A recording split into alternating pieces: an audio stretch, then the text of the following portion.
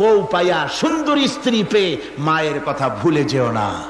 অনেক সাহেব আছে মায়ের কথা ভুলে যায়, স্ত্রীর কথা অনুযায়ী মায়ের উপর অত্যাচার করে, এরকমও বহুত আছে। আল্লাহ পাক বলছেন শোনো, وَقَضَى رَبُّكَ أَلَّا تَعْبُدُوا إِلَّا إِيَّاهُ وَبِالْوَالِدَيْنِ إِحْسَانًا। তোমার প্রভুর পক্ষ থেকে ফয়সালা হয়েছে, চূড়ান্ত সিদ্ধান্ত হয়ে গিয়েছে, আমি আল্লাহর ইবাদতের পর তোমার মা বাপের ইহসান করবে, খেদমত করবে, তাদের জন্য উপকার করবে, তাদেরকে ভালোবাসবে। আল্লাহ রাব্বুল আলামিন বলেন মা বাবার সঙ্গে কেমনে কথা বলবে, তাদের সাথে কিভাবে আচরণ করবে, আল্লাহ তাও শিখিয়ে দিয়েছেন। আল্লাহ পাক বলেন ওয়ালা তাকুল লাহুমা وَقُلْ لَهُمَا قَوْلًا كَرِيمًا। মা বাবার সাথে সম্মানজনক কথা বলো। وَقُلْ لَهُمَا قَوْلًا كَرِيمًا, সম্মানজনক কথা বলো, মাথায় ঝাঁকি দিয়ে রাগ করে চোখ মোটা করে কথা বলো না। তুমি সন্তান, তোমার জন্য সবচাইতে বড় পীর তোমার আব্বা তোমার আম্মা, ঠিক কিনা কন? ছেলের জন্য, মেয়ের জন্য, সন্তানের জন্য সবচাইতে বড় পীর কে? বাপ মা। এটা ভালো করে মনে রাখতে হবে। আপনার মাওলানা সাহেবদের দোয়া, পীর সাহেবদের দোয়া কবুল হতেও পারে, নাও হতে পারে, 50-50 সম্ভাবনাও আছে, আবার সম্ভাবনা নাই। কিন্তু মা বাবার দোয়া কবুল হবে 100% সিউরিটি রয়েছে। রাসূলুল্লাহ বলেছেন 3 জনের দোয়া কবুল হবে, মুস্তাজাবুদ দাওয়াত। কয়জনের দোয়া কবুল হবে? আল্লাহ রাব্বুল আলামিনের হাবিব বলেন 3 জনের দোয়া কবুল হবে আল্লাহর দরবারে। তার মধ্যে একজন হলেন মাজলুম ব্যক্তি, যে ব্যক্তি অত্যাচারিত, যে ব্যক্তি মুসাফির, প্রবাসী, তার দোয়া কবুল হবে। আর মা বাপ যদি সন্তানের জন্য দোয়া করে, ওই দোয়া আল্লাহ রাব্বুল আলামিনের দরবারে মঞ্জুর হয়ে যায়। আল্লাহ রাব্বুল আলামিন মা বাপ সম্পর্কে বলেন, মা বাবের জন্য আমার কাছে দোয়া করবি বান্দারা, আমার কাছে দোয়া করবি। দোয়াটা আল্লাহ পাক শিখাচ্ছেন, রব্বিরহামহুমা কামা রব্বায়ানি সাগীরা। পড়েন সবাই, রব্বিরহামহুমা কামা রব্বায়ানি সাগীরা। একটু জিকির করেন, লা ইলাহা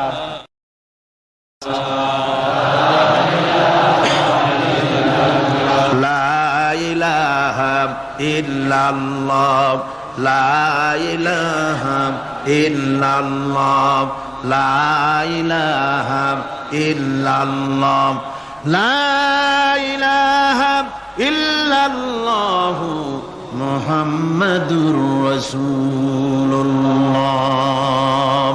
আমার ভাইরা, আল্লাহ পাক শিখাচ্ছেন, বান্দা তোর মা বাপের জন্য আমার কাছে দোয়া কর। আল্লাহ রব, আয় আমার প্রভু, আমার মা বাপ যেমন ছোটবেলায় আমাকে স্নেহের কোলে লালন পালন করেছে, আয় আমার আল্লাহ তুমি আমার মা বাপকে তোমার রহমতের কোলে লালন পালন করো। আল্লাহ শিখাই দিয়েছেন। আমার ভাইরা, প্রত্যেক নামাজের পরে এই দোয়াটা ভুলে যাবেন না। ভুলে যাবেন? ভুলে যাবেন?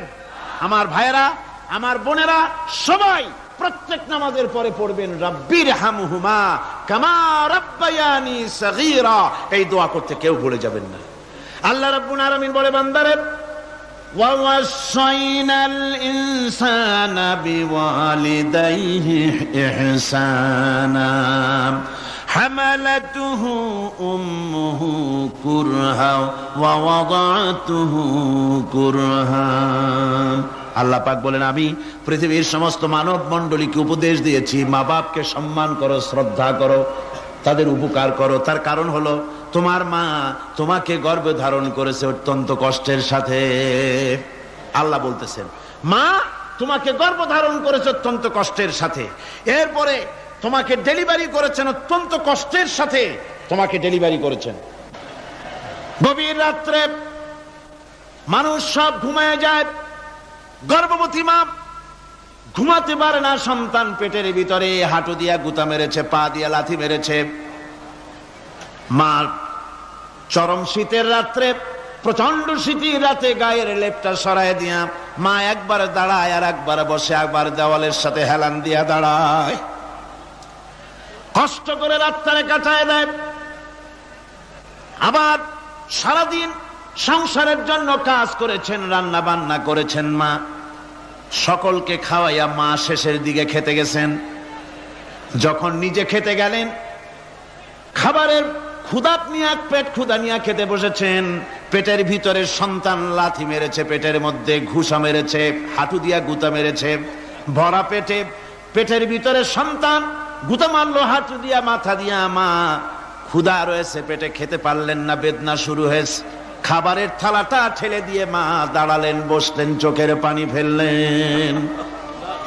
এভাবে করে মা একটা দুইটা দিন নয়, 10টি মাস পর্যন্ত সন্তানটাকে পেটের মধ্যে নিয়ে, একটা জীবিত মানুষ আর একটা জীবিত সন্তান পেটের মধ্যে নিয়ে নড়াচড়া করছেন, চলাফেরা করছেন।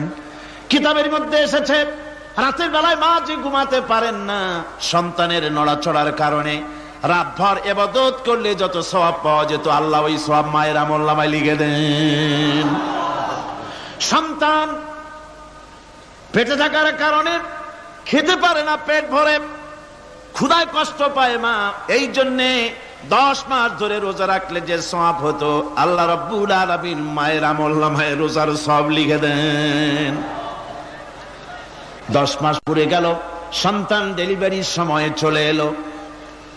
মায়ের মন বিমর্ষ, সন্তান ডেলিভারি হবে, না জানি মরে যাই নাকি, না জানি অপারেশন লাগে নাকি, কি অবস্থা হবে। মা খেতে পারে না, মুখটা শুকায়া যায়। ডেলিভারির সময় যখন আসে, মা বাবার কাছ থেকে বিদায় নিয়ে যায়, স্বামীকে একান্তে গোপনে ডেকে নিয়ে বলে, প্রাণের স্বামী, দীর্ঘদিন একসঙ্গে ঘর কন্যা করেছি, অপরাধ হয়ে যেতে পারে, আমারে মাফ করে দিও। আমার মনে হয় এবার আমি আর বাঁচবো না। সংসার থাকলো, চাবি থাকলো, সব বুঝে নাও, আমারে মাফ করে দিও। মা চলে গেল সতিকা গৃহে, ক্লিনিকে চলে গেল, অপারেশন থিয়েটারে চলে গেল, অথবা ডেলিভারির জায়গায় চলে গেল। ডেলিভারি পেইন শুরু হয়ে গেল, বেদনা শুরু হয়ে গেল। এক একটা বেদনা যেন মায়ের এক একটা মৃত্যু যন্ত্রণা শুরু হয়ে যায়। এমন যন্ত্রণা, প্রসব বেদনা দুনিয়ার ভুক্তভোগী মা ছাড়া আর কেউ জানে না।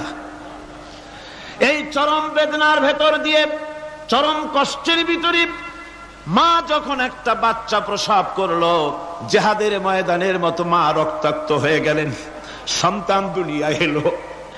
মা তখন অস্থির থাকেন। এত বড় বিরাট কষ্টের ভিতরে আল্লাহ রাব্বুল আলামিন বলেন, সন্তান যখন ডেলিভারি হয়ে গেল, মায়ের মনের ভিতরে আমি তখন এই ফিলিংস, এই টেন্ডেন্সি জাগ্রত করে দিই, দেখ কি হয়েছে। মা তখন দেখতে চায় কি হয়েছে।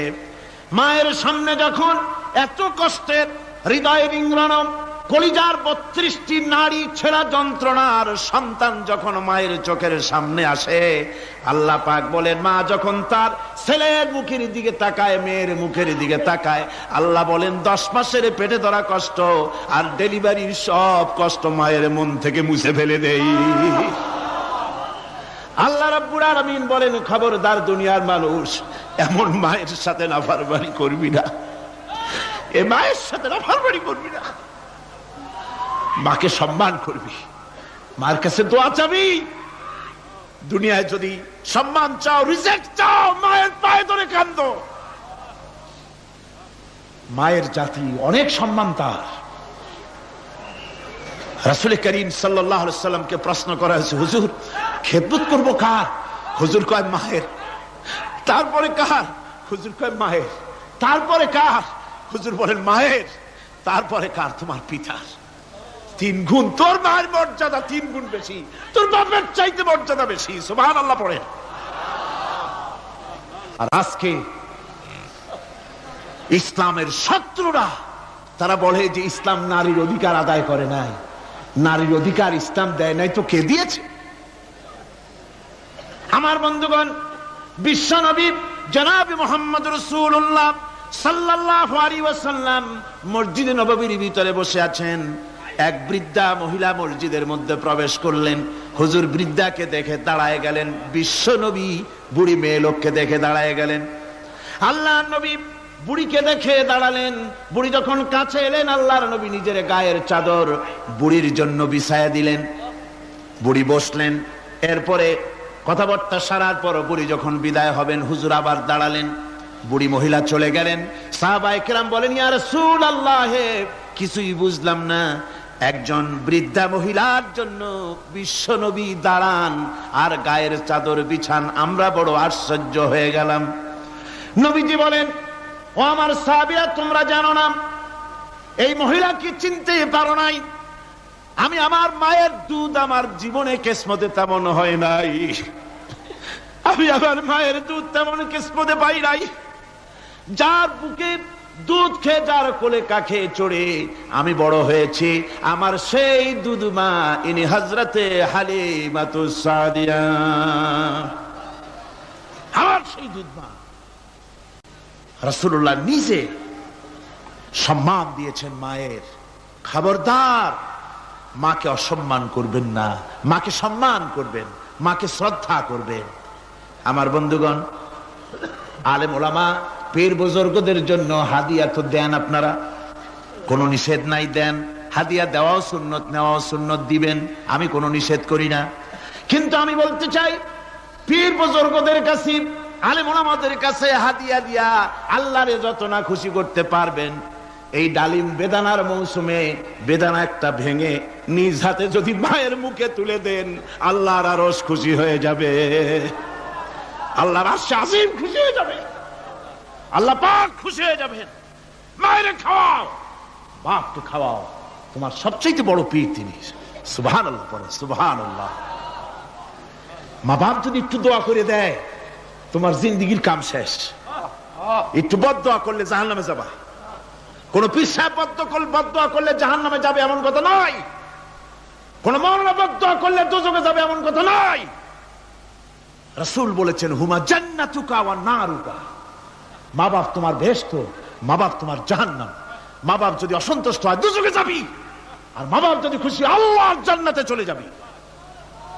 সুবহানাল্লাহ, সুবহানাল্লাহ, সুবহানাল্লাহ। মায়ের পায়ের তলে তোর বেহেশত। আমরা পুরুষ, আমাদের গত বছরও বলেছি, আমরা পুরুষ, আমাদের পায়ের তলে জুতা, আমাদের পায়ের তলে কি? শুধু জুতা। আর আমার মা, আমার মায়ের জাতি যারা এই প্যান্ডেলে বসে আছেন, আমার মায়েরা, বোনেরা, মায়ের জাতি যারা পৃথিবীতে, মায়ের জাতির পায়ের তলে আল্লাহর বেহেশত। সুবহানাল্লাহ। নারীর মর্যাদা ইসলাম দেয় নাই, কে দিয়েছে? আল্লাহ দিয়েছেন, আল্লাহ রাসূল দিয়েছেন। আমার বন্ধুগণ, হযরত বাইজিদ বুস্তামি, ছোট্ট বাচ্চা ছেলে, গভীর রাত্রে মা অসুস্থ, পানির পিপাসায় জেগে উঠেছেন। বাবারে, পিপাসায় শেষ হয়ে গেলাম, পানি দাও। ছেলে ঘরের ভিতরে পানি না পেয়ে বাইরে দৌড়াদৌড়ি করলেন। অনেক দূর থেকে পানি নিয়ে এসে দেখেন মা ঘুমায় গেছেন। পানি নিয়ে দাঁড়ানো, পৌষ মাস, মাঘ মাসের শীতের রাত, ফজরের সময় মায়ের ঘুম ভেঙে গেল। তাকিয়ে দেখেন বাইজিদ দাঁড়ানো, হাতে পানি থরথর করে কাঁপছে। জিজ্ঞাসা করে, বাইজিদ তুমি দাঁড়ানো কেন? ছোট্ট বাচ্চা বলে, মা পানি চেয়েছিলে তুমি গভীর রাত্রে, পানি ঘরে ছিল না, অনেক দূর থেকে আনতে হয়েছে। মা বলছে, ঘুমাও নাই কেন গ্লাস থুইয়া? বাচ্চা বলে, ঘুমাই নাই, তুমি যদি আবার পানি চাও, সময় মতো যদি দিতে না পারি, মা তোমার কষ্ট হবে, এই জন্য ফজর পর্যন্ত আমি দাঁড়ায় আছি, কখন তুমি পানি চাও। মা হাতের থেকে পানি নিয়ে পান করলেন।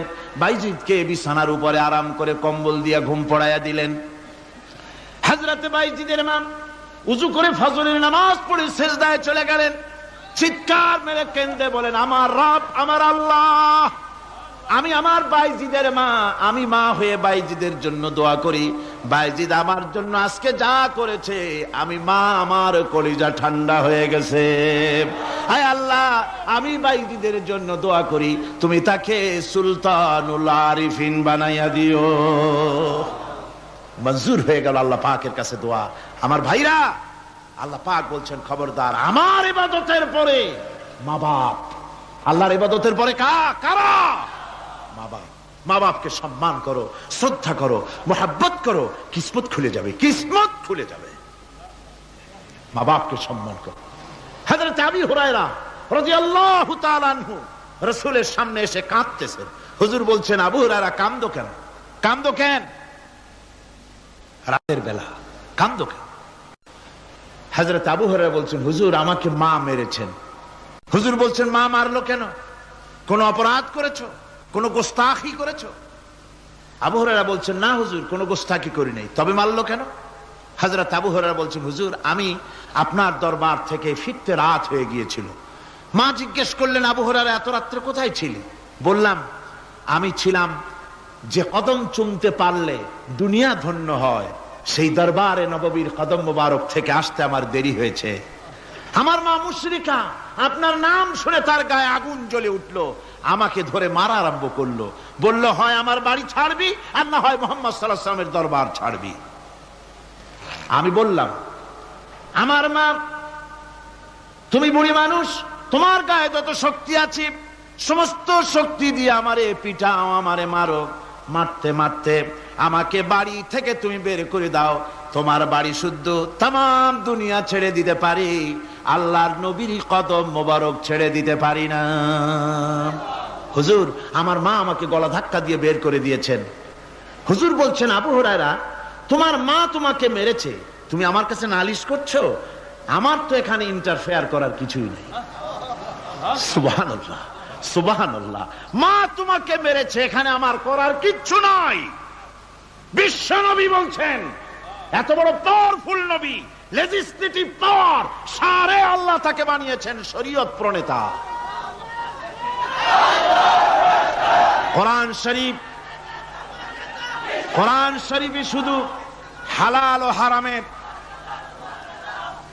হালাল এবং হারামের, বৈধ এবং অবৈধের সীমারেখা শুধু কোরআনই ঠিক করেন, রাসূলের জন্য আল্লাহ ছেড়ে দিয়েছেন। আল্লাহ রাসূলও হারাম, হালাল এবং হারামের বৈধ, বৈধতা অবৈধতার সীমারেখা নির্ধারণ করেছেন। এত বড় ক্ষমতা তার, এত বড় পাওয়ারফুল বিশ্বনবী, তিনি বলছেন মা মেরেছে, আমার করার কিছু নাই। চিন্তা করেন কত বড় কথা, এ কথার লোড কত। হযরত আবু হুরায়রা বলেন, ইয়া রাসূলুল্লাহ, মা মাকে মেরেছেন, আমি আল্লাহর নবীর কাছে মায়ের বিরুদ্ধে নালিশ করতে আসি নাই। বললেন, কেন এসেছো? হযরত আবু হুরায়রা বলেন, হুজুর এসেছি একটা কারণে, আমি জানি আল্লাহ নবী যদি আল্লাহর দরবারে হাত উঠায়া কোনো জিনিস বলে, আল্লাহ রাব্বুল আলামিন সঙ্গে সঙ্গে মঞ্জুর করে নেন। হুজুর আমি এসেছি, মেহেরবানি করে দোয়া করুন আমার মাকে যেন আল্লাহ হেদায়েত নসিব করে দেন। আল্লাহ নবী হাত উঁচু করে বললেন, আল্লাহুম্মা হিদি উম্মা আবি হুরায়রা, আয় আল্লাহ আমি দোয়া করি আবু হুরায়রার মাকে তুমি হেদায়েত নসিব করে দাও। রাসূলুল্লাহ দোয়া করছেন আর আবু হুরায়রা সমানে দৌড়াচ্ছেন। তিনি দৌড়াচ্ছেন, পেছন থেকে কয়েকজনে আবু হুরায়রার জামা টেনে ধরেছে, দৌড়ক। তাদের জানা আবু হুরায়রা খুব ভদ্রলোক মানুষ, কোন ঝড় ঝামেলার মধ্যে থাকে না, রাগ সাগ করে না, চিৎকার মারে না, দৌড় মারে না, এত ভদ্র শরীর, দৌড়ায় কেন? না জানি কোন বিপদ বুঝি ঘটে গেছে। পিছন থেকে জামা টেনে ধরে বলে, দৌড়াও কেন?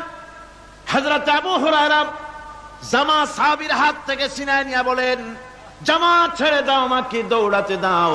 আমি দৌড়াইয়া বাড়ি যে দেখতে চাই, আমি দৌড়াই আগে আমার বাড়ি পৌঁছতে পারলাম না, আমি যাওয়ার আগে আমার আল্লাহর নবীর দোয়া আমার বাড়ি পৌঁছে গেছে,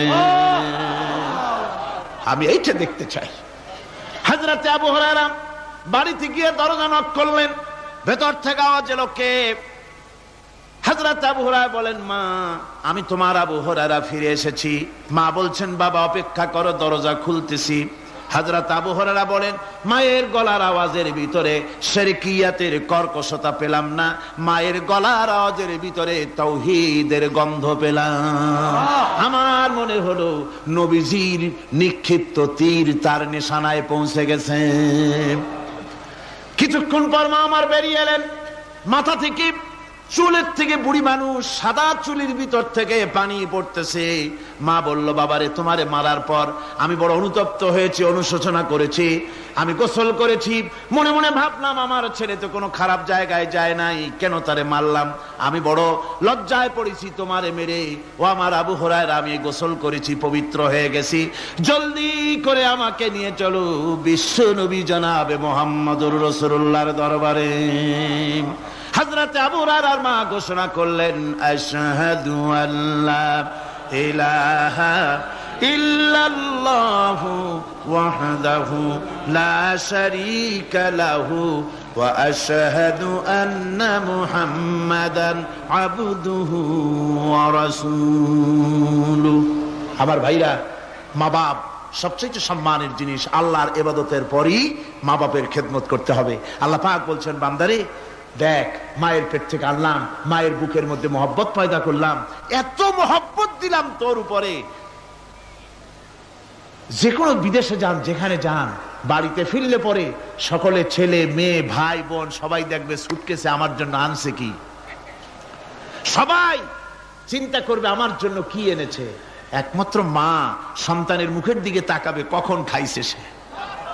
সুবহানাল্লাহ, সুবহানাল্লাহ, আমার বাসার মুখখানা শুকনা, তুই বুঝি আজকে কিছু খাইস নাই। বিদেশে যেসব সন্তান থাকে, মা কাটা কবুতরের মতো ছটফট করে।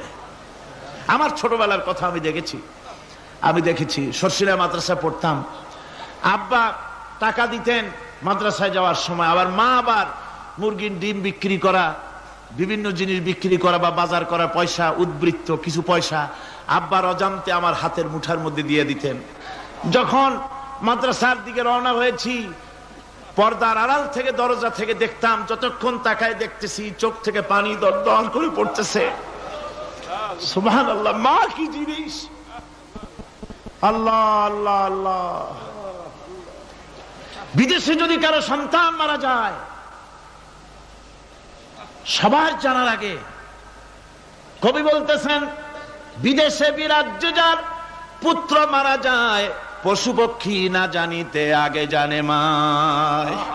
মায়ের কলিজার তারে টান লেগে যায়, মা বুঝতে পারে আমার সন্তানটা নাই।